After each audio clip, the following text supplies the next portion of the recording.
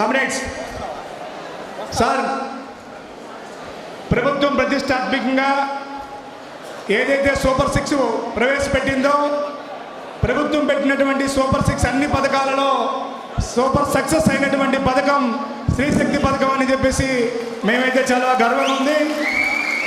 అంతేకాకుండా స్త్రీశక్తి పథకాన్ని విజయవంతం చేయడంలో ఆర్టీసీ కండక్టర్లు, డ్రైవర్లు, మెయింటెనెన్స్ సిబ్బంది, అధికారులంతా కూడా కష్టపడి పనిచేస్తున్నందుకు ప్రత్యేక ధన్యవాదాలు. గౌరవ ముఖ్యమంత్రి గారు అసెంబ్లీ సాక్షిగా చెప్పినందుకు మేము ఎంతో గర్వపడుతున్నామని చెప్పి సందర్భంగా మనం చేయడం జరుగుతుంది.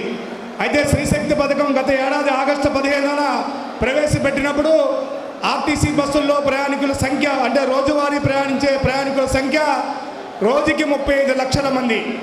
ఈరోజు ఆర్టీసీ బస్సుల్లో ప్రయాణిస్తున్న ప్రయాణికుల సంఖ్య, మహిళల సంఖ్య విపరీతంగా పెరిగిన కారణంగా రోజుకు 60 లక్షల మంది ప్రయాణికులు ప్రయాణిస్తున్నారు.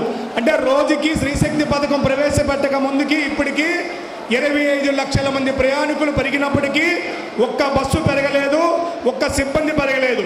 రోజు ప్రతి నెల సిబ్బంది రిటైర్మెంట్ అవుతూ ఉన్నారు. ప్రతి నెల బస్సులు, కాలం చెల్లిన బస్సులు స్క్రాప్ అవుతున్నాయి. అయినప్పటికీ కూడా ఏదైతే గౌరవ ముఖ్యమంత్రి వారు ప్రతిష్టాత్మకంగా స్త్రీశక్తి పథకాన్ని ప్రవేశపెట్టారు, ఇవాళ ఉద్యోగ వర్గం కూడా కూటమి ప్రభుత్వం రావాలని చెప్పేసి మనసావాచ ఏపీఎస్ఆర్టీసీ ఎంప్లాయీస్తో పాటు ఏపీజేఎస్ అమరావతి బొప్పరాజు గారి నాయకత్వంలో మేమందరం కోరుకోవడం జరిగింది. కారణం ఏంటంటే ఇవాళ ఎన్ని ఇబ్బందులున్నా, ఎన్ని సమస్యలున్నా, కోప్పడినా, చేదరించుకున్నా గౌరవ ముఖ్యమంత్రులు చంద్రబాబు నాయుడు గారి ఆధ్వర్యంలోనే ఇవాళ ఆర్టీసీ ఉద్యోగుల జీతభత్యాలు మెరుగైన జీతభత్యాలు పెరిగిన గర్వంగా చెప్పగలం. ఇవాళ సమాజంలో ఒకప్పుడు ఆర్టీసీ ఉద్యోగుల జీతాలు చూస్తే ఏ బ్యాంకుకి వెళ్ళే లోను రాని పరిస్థితి. మన బంధువులకైనా శ్రీరామ్ సిట్స్కో, మార్గదర్శకో షూరిటీ పెట్టాలంటే ఆర్టీసీ ఉద్యోగి షూరిటీ చెల్లదనే పరిస్థితి. ఇవాళ ప్రభుత్వ ఉద్యోగులకు ఇచ్చిన మాదిరిగానే 43% ఆర్టీసీ ఉద్యోగులకు ఇచ్చిన చరిత్ర గౌరవ చంద్రబాబు నాయుడు గారు ఆధ్వర్యంలో జరిగింది. అది ఆర్టీసీ ఉద్యోగుల మెరుగైన జీతభత్యాలకు ఒక మెట్టెక్కితే 2019లో గౌరవ ముఖ్యమంత్రి గారి ఆదేశాల మేరకు ప్రభుత్వ ఉద్యోగులకు ఫిట్మెంట్ అవ్వకపోయినప్పుడు కూడా ఆర్టీసీ ఉద్యోగుల ఫిట్మెంట్ చేయాలని మన అభ్యర్థుల మేరకు మన కష్టాన్ని గుర్తించి తాత్కాలిక ఫిట్మెంట్, ప్రభుత్వ ఉద్యోగులకు భవిష్యత్తులో జీతాలు పెరిగితే పెంచుతాం, తగ్గితే తగ్గించమని 25% తాత్కాలిక ఫిట్మెంట్ సాధించుకున్న ఘనత మనకు ఉంది. అంటే వాళ్ళ ఆర్టీసీ ఉద్యోగ సుదీర్ఘ చరిత్రలో అక్కడ 43%, ఇక్కడ 25%, 68% జీతభత్యాలు పెంచినటువంటి చరిత్ర ఇవాళ తెలుగుదేశం ప్రభుత్వం ఉందని చెప్పేసి మేమైతే గర్వంగా చెప్పగలం. ఇవాళ 43% కానీ 25% కానీ ఫిట్మెంట్ వచ్చిన తర్వాత సమాజంలో ప్రభుత్వ ఉద్యోగులతో సమానంగా జీతభత్యాలు వచ్చాయని చెప్పేసి ఇవాళ గర్వంగా చెప్పుకోవడం జరుగుతుంది. అయితే మాది ఒక చిన్న మనవి సార్, ఇవాళ ఆర్టీసీ ఉద్యోగులు 24/7 పనిచేసే పరిస్థితి ఉంది. రాత్రింబగల్లో పనిచేయాల్సిన పరిస్థితి ఉంది. మాకు విలీనంగా ముందు ఆరోగ్యం సంబంధించి ఇవాళ మా ఆర్టీసీ హాస్పిటల్లోనే, రెఫరల్ హాస్పిటల్లో ట్రీట్మెంట్ చేసేవారు. ఎంత ఖర్చు అయినా సరే ఆర్టీసీ యాజమాన్యం ద్వారానే ఖర్చు చేసే పరిస్థితి ఉండేది. విలీనం తర్వాత ఈహెచ్ఎస్ ప్రవేశపెట్టిన తర్వాత ప్రభుత్వ ఉద్యోగులకు కానీ ఆర్టీసీ ఉద్యోగులకు కానీ కంటికి బండికి తప్ప ఈహెచ్ఎస్ మద్యం ఎవరికి వర్తింపజేయట్లేదు. దానివల్ల చాలా ఇబ్బందికర పరిస్థితి, మరణాల సంఖ్య కూడా చాలా పెరిగింది. ఇవాళ చాలా బాధాకరమైన విషయం ఏంటంటే భారతదేశంలో ఏ సంస్థలో కానీ ఏ వ్యవస్థలో లేని విధంగా రోజుకొక ఉద్యోగి ఆర్టీసీ డిపార్ట్మెంట్లో చనిపోతున్నాడు. అంటే ఏడాదికి 300 నుంచి 350 మంది చనిపోతున్న సంస్థ ఏదైనా ఉంటే వాళ్ళ ఐపీఎస్ ఆర్టీసీ అని చెప్పేసి చాలా బాధాకరంగా ఉంది. ఆ రిక్వెస్ట్ని మన్నించి ఇవాళ ప్రభుత్వ ఆదేశాల మేరకు ఇవాళ ప్రయాణికులకు ఎటువంటి ఇబ్బంది లేకుండా స్త్రీశక్తి పథకాన్ని విజయవంతం చేస్తున్నాం. ఇవాళ స్త్రీశక్తి పథకం రావడం వలన ప్రభుత్వానికి ఎంత పేరు వచ్చిందంటే సుమారుకి ఈ కూటమి ప్రభుత్వం ఏర్పడిన తర్వాత సుమారు 50 నుంచి 60 కోట్ల మంది మహిళలకి సేవ చేసే కార్యక్రమం వచ్చింది. అంతేకాకుండా స్త్రీశక్తి పెట్టడం వల్ల ఇవాళ మార్కెట్లో మహిళలంతా కూడా ఇంటిలో బయలుదేరి మార్కెట్కి వచ్చి మార్కెటింగ్ చేయడం వల్ల ఆ డబ్బులు ట్రాన్సాక్షన్ అవుతున్నాయి. ఖాళీ సమయాల్లో ఇవాళ దేవాలయాలకు వెళ్ళడం వల్ల ఎండోమెంట్ వ్యవస్థకు ఆదాయం పెరిగింది. అంతేకాకుండా ఇవాళ మహిళలు ఇవాళ జిల్లా కేంద్రాల్లో ఉన్నటువంటి గవర్నమెంట్ హాస్పిటల్లోకి వెళ్ళి చికిత్సలు చేయించుకోవడానికి వెళ్ళే క్రమంలో ఓపీల సంఖ్య కూడా పెరిగింది. ఇవన్నీ కూడా ప్రభుత్వానికి మైలేజ్ వస్తుంది. అందువల్లనే ప్రభుత్వానికి చెడ్డ పేరు రాకూడదనే వాళ్ళ స్త్రీశక్తి ద్వారా ఎన్ని ఇబ్బందులు ఉన్నప్పుడు కూడా మేము కష్టపడుతున్నాం. ఈ స్త్రీశక్తిని భవిష్యత్తులో ఇంకా విజయవంతం కావాలనుకుంటే వెంటనే బస్సుల సంఖ్యను పెంచాలి.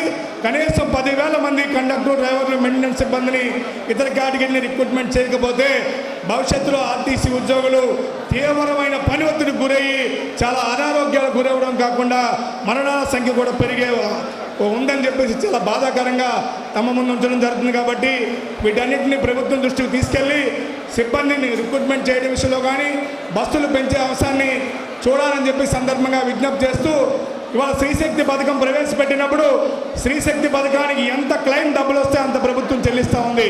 కానీ ఇవాళ స్త్రీశక్తి పథకం దానికి నెలకి 2,70,70 కోట్ల రూపాయలు ఆర్టీసీ క్లెయిమ్ టికెట్ల రూపాయన స్త్రీశక్తి టికెట్లు ఇస్తుంది. కానీ ప్రభుత్వం మాకు చెల్లిస్తున్నది 160 కోట్లు మాత్రమే. అంటే 120 కోట్లు నెలకి మాకు రాని పరిస్థితుంది. ఆ డబ్బులు మాకు చెల్లిస్తే సొంతంగా బస్సులు కొనుక్కునే అవకాశం ఉంది. మధ్య మధ్యలో మాట్లాడుతూ చాలా విషయాలు మాట్లాడడం, రిపోర్ట్ ఇవ్వడం జరగలేదు. కారణం ఏంటంటే ఇందాకే చెప్పడం జరిగింది మీ అందరికీ, గతంలో 3 రోజులు ఉన్నటువంటి ఆ సభ ఒక్కరోజు పెట్టుకున్న కారణంగా వచ్చిన అతిథులను అలాగే మన నాయకులందరూ గౌరవించుకొని మన లక్ష్యాలను కూడా చేసుకోవాల్సిన ఆవశ్యకత ఉంది. ఇవాళ 75 సంవత్సరాలు అడుగు పెడుతున్న సందర్భంగా 75 సంవత్సరాల అడుగు పెట్టాము. వజ్రోత్సవం జరుపుకోబోతున్నాం. జూలై 11వ తేదీన అన్ని డిపోల్లో పండుగ వాతావరణంలో మన కార్యక్రమం జరుపుకోవాల్సిన ఆవశ్యకత ఉంది. అందులో భాగంగానే ఇందాక మన గౌరవనీయులు గుర్తిల్లు పద్మాకర్ గారు కొన్ని విషయాలు ప్రస్తావన చేశారు. కామ్రేడ్స్, ఏదో మనం ఎంజాయ్మెంట్ చేయడానికి వచ్చినట్టు మహాసభకు వచ్చినట్టు లేదు. మన డిపోలకు వెళ్తే చాలా సమస్యలు ఉంటాయి మనకి. పద్మాకర్ గారి దగ్గర మేము నాయకత్వం నేర్చుకున్నాం. నేను జిల్లా కార్యదర్శి నుంచి, జిల్లా సెక్రటరీ నుంచి zonal secretary, deputy general secretary, additional general సెక్రటరీగా పనిచేస్తూ పద్మాకర్ గారి నాయకత్వ లక్షణాలని ఉనికిపుచ్చుకుంటూ దగ్గర ఉండి నాయకత్వ లక్షణాలు తెలుసుకోవాలి, పనితీరు తెలుసుకోవాలి, అన్ని విషయాలని దూరం నుంచి చూస్తే కాదు దగ్గర నుంచి తెలియాలని హైదరాబాద్లో ఉంటూ ఆర్గనైజేషన్ పరంగా కొన్ని మెలకువలు నేర్చుకోవడం జరిగింది.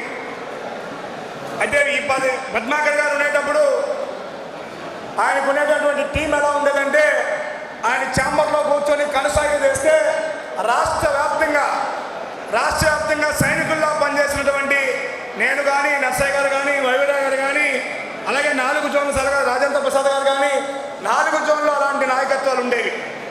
ఇవాళ పరిస్థితులు ఎలా ఉన్నాయంటే, విలీనంక ముందు యాజమాన్యం మనతో మాట్లాడినా, రికగ్నిషన్స్ ఉన్నా, మంచి చెట్లు ఉండేవి.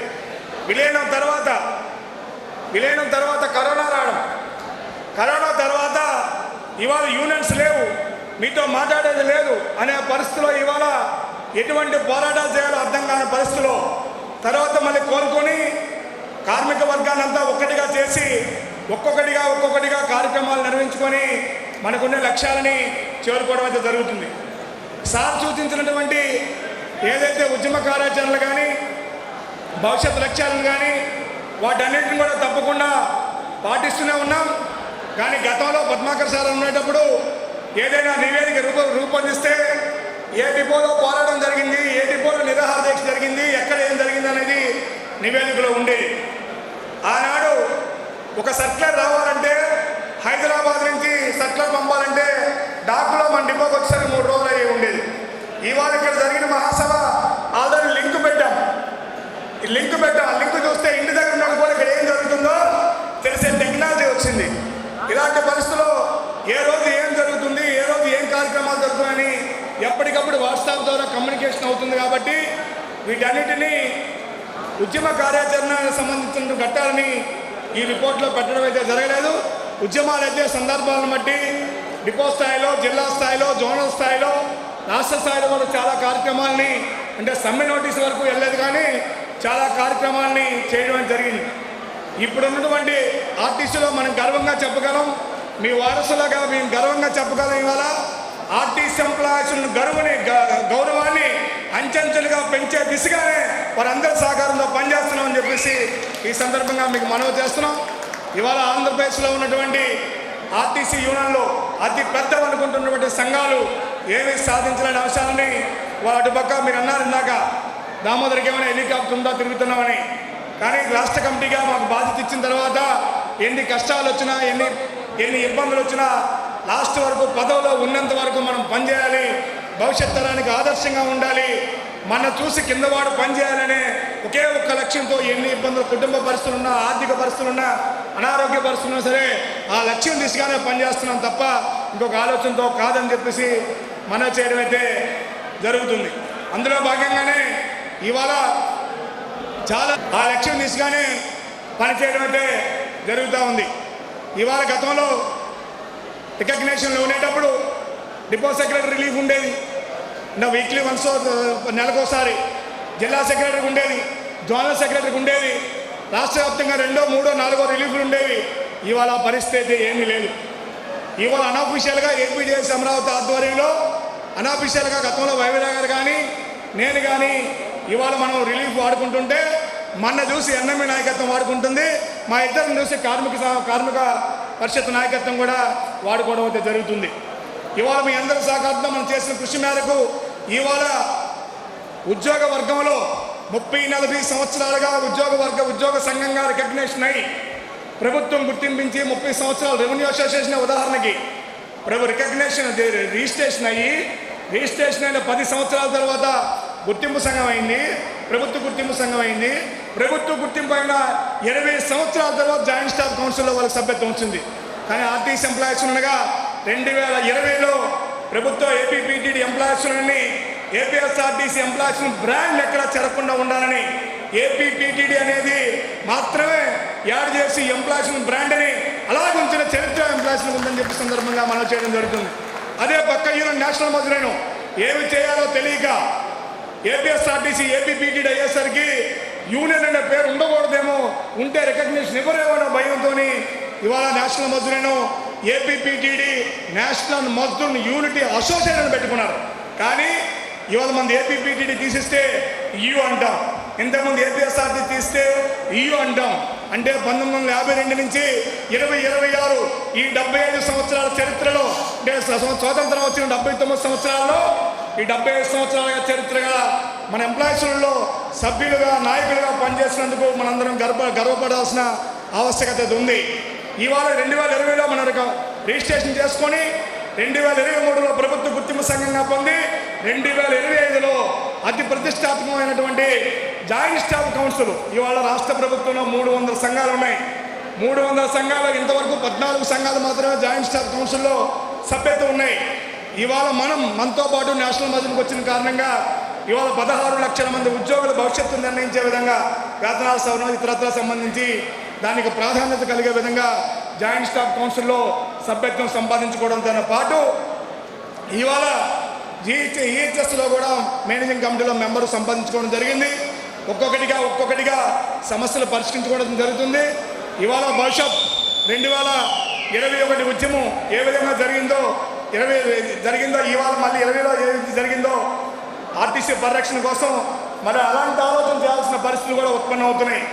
ఇవాళ ఇందాక మీరు చెప్పారు, ఇవాళ ఎరుపుతో మెరుపెక్కించడానికి కారణం ఏంటని. చాలా చోట్ల ఇవాళ వాట్సాప్ కల్చర్ వచ్చాక ఉద్యమాలు చేయమంటే ఎర్ర బ్యాడ్జీలు పెట్టమంటే డిపో దగ్గర 10 మంది నుండి ఎర్ర బ్యాడ్జీలు పెట్టి ఫోటో పెడితే గ్రూపుల్లో అది ఉద్యమం ఉందనుకుంటున్నారు. హక్కుల కోసం చాలా మాట్లాడుతున్నాం, సమస్యల కోసం చాలా మాట్లాడుతున్నాం. పోరాటాలు చేద్దామంటే మాత్రం ఎవరు మాట్లాడరు, ఎవరు రారు. ఎలా వస్తాయి? ఎర్ర జెండా పట్టుకోవడానికి సిగ్గుపడే పరిస్థితిలో చాలామంది ఉన్నారు. ఎవరు కావాలండి, వాడికి వస్తే నాకు రాదా అని. అందుకే ఎర్ర జెండా అంటే ఏంటో, మన యూనిటీ అంటే ఏంటో, ఎరుపేంటో, ఐక్యత ఏంటో చూపించేందుకే ఇవాళ ఎర్ర జెండాలతో మనం ఇక్కడ ఎర్ర జెండాలతో భారీ ఎత్తున ర్యాలీ ఎలా జరిగిందో మీకు తెలుసో లేదో ఒకసారి మీడియాలో వచ్చాక చూసుకోండి. అక్కడ నుంచి మనం స్టార్ట్ చేస్తే 1.5 కిలోమీటర్న్నర, అక్కడ వస్తే ఎండింగ్, ఇది స్టార్టింగ్. ఇంత భారీ ర్యాలీ ఎండలో మీ అందరూ పాల్గొన్నారు. ఇవాళ మన ఐక్యత, మన ఐక్యత ఇవాళ ఎరుపుతో మన రక్తం ఎలాగ ఎరుపు ఉంటుందో దాంట్లో మన ఐక్యత ఉంది, మన త్యాగ ఉంది. ఇవాళ పురుషులతో పాటు మహిళలు కూడా ఉత్సాహవంతంగా ఇవాళ ఈ కార్యక్రమానికి రమ్మన్నాం. ఎందుకు రమ్మన్నాం? ఇవాళ మహిళల పాత్ర ఉద్యోగ వర్గంలోని అన్ని రంగాల్లో ప్రాధాన్యత ఉందనే ఉద్దేశంతోనే ఇవాళ అన్ని కమిటీల్లో కూడా మహిళలకు ప్రాధాన్యత ఇవ్వబోతున్నాం. రాష్ట్ర కమిటీలో కూడా ఇవాళ ఎక్కువ ప్రాధాన్యత ఇవ్వాలనే ఆలోచన నిన్న స్టేట్ ఎగ్జిక్యూటివ్లో కూడా చేయడం జరిగింది. ఇవాళ రాబోతున్న సిసిఎస్ ఎన్నికల్లో మహిళలు చాలా ప్రాధాన్యత తీసుకోవాల్సిన అవసరం ఉంది. మగవారు చెప్తే వినరేమో, ఆడవారు చెప్తే వింటారు. ఎందుకంటే అమాయకులు అనుకుంటారు ఆడవాళ్ళు అమాయకులు కాదు, ఆడవాళ్ళు అమాయకులు అనుకొని వింటారు. కానీ ఇవాళ శిక్షణా తరగతులని ఎన్ఎంయు జరిపింది 4 జోన్లో. వాళ్ళు జరిగినటువంటి శిక్షణా తరగతులు ఏంటో తెలుసా? చాలా అసభ్యకరంగా జరిపారు. మహిళలు కించపరిచే విధంగా మాట్లాడారు. ఎదుటి వ్యక్తి గత మహాసభల్లో వాళ్ళు మాట్లాడినప్పుడు మొన్న చాలా కించపరిచే విధంగా మాట్లాడారు. మనకు అలాంటి ఆలోచన లేదు. ఎదుటి సంఘాన్ని కానీ ఎదుటి నాయకుడిని కానీ గౌరవించడం మన సాంప్రదాయం. మన పెద్దలు మనకి నేర్పారు, అదే సాంప్రదాయాన్ని కొనసాగిస్తాం. వాళ్ళ ఆలోచన ధోరణి ఎలా ఉందంటే సిసిఎస్ ఎన్నికల్లో ఆడవాళ్ళు ఏం చేస్తారో తెలియదు, మీరు ఓట్లు సంపాదించాలి అనే రకంగా మాట్లాడారంటే వాళ్ళ వివేకం ఎట్లా ఉందో ఏముందో ఆలోచన చేయండి.